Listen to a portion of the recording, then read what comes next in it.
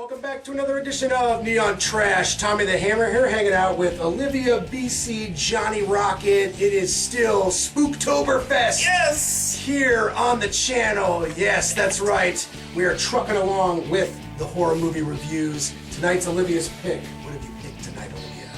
I have picked Brain Damage.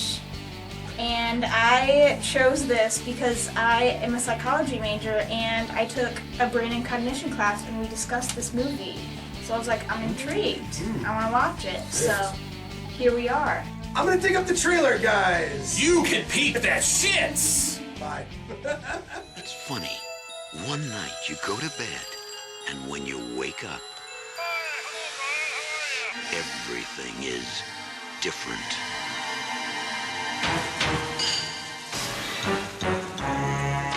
Now Brian's acting a little peculiar. He's like a completely different person. I don't even know him anymore. Something slimy. What are you doing? Something very, I know something's happened to you. very Hell is that? hungry. You can't keep killing people every time you're hungry.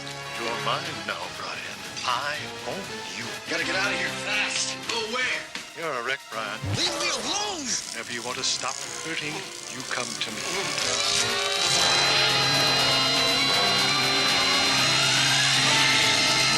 Brain damage.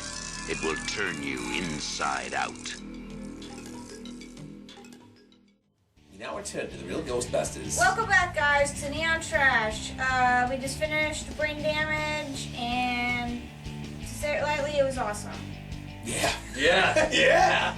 Yeah. But we're going to start with Tom's review. Okay, so Frank Henenlotter, great director, Brain Damage, great movie.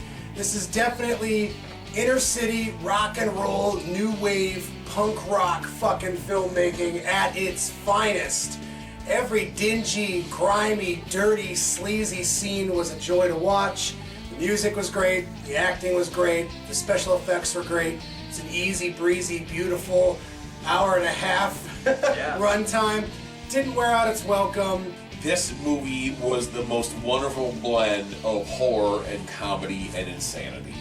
Like, this was such a mind fuck. Like, written and directed by the same guy. Like, dude, this guy had a fucking vision and a story to tell. Like, holy fuck. This was insane. Like, the first time you meet our antagonists, you're just like, what the actual fuck? Like, you already had a number of kind of what the fuck moments, but like, he really sets it up so well that by the time you're introduced to Mr. Antagonist, you're like, alright, fuck it. I've seen another movie from this director, Basket Case. I did not like that movie. My rating for it on Tom, like if it were on Tom's channel, would have been a 5 out of 10. I'm not a fan. It's not bad. But this is fantastic. I didn't know that I would like this much, but it's hilarious, it's horrifying, it's gross. It's a lot of things. It's everything you want horror to be, and it's low budget. Like you guys said, it's a guy with a vision. The actors were really selling it. Stark out? I am very pleased with this movie, and I'm glad that it was my pick because I consider that I picked something really good. And We all want to pick something really good. yeah, so you know that satisfaction where you're like, man, I picked this and everyone really enjoyed it. Yeah, sure. I don't know if it's because I had a little bit of wine or what, but I was like, man, I can't even think of like a bad thing I was thinking about this movie. I was like, oh, I wish it was this or that. Like, this is just overall like a crowd pleaser and a really good movie. It's especially good for a group setting. Like, there's nothing that I wish happened instead.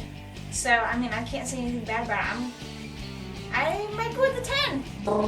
Rein it in a little bit here, because I'm not going to be doing a 10. Wow.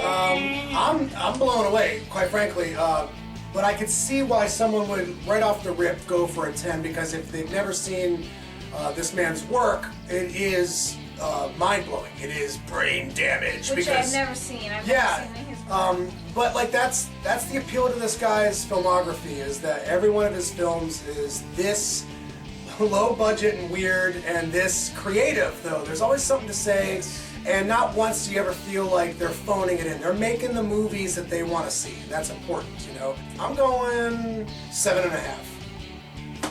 Give me that. Jesus Christ. I mean, I'm with Tom. I can see how you can give this a 10 out of 10 stars because I'm giving this 10 out of 10 stars.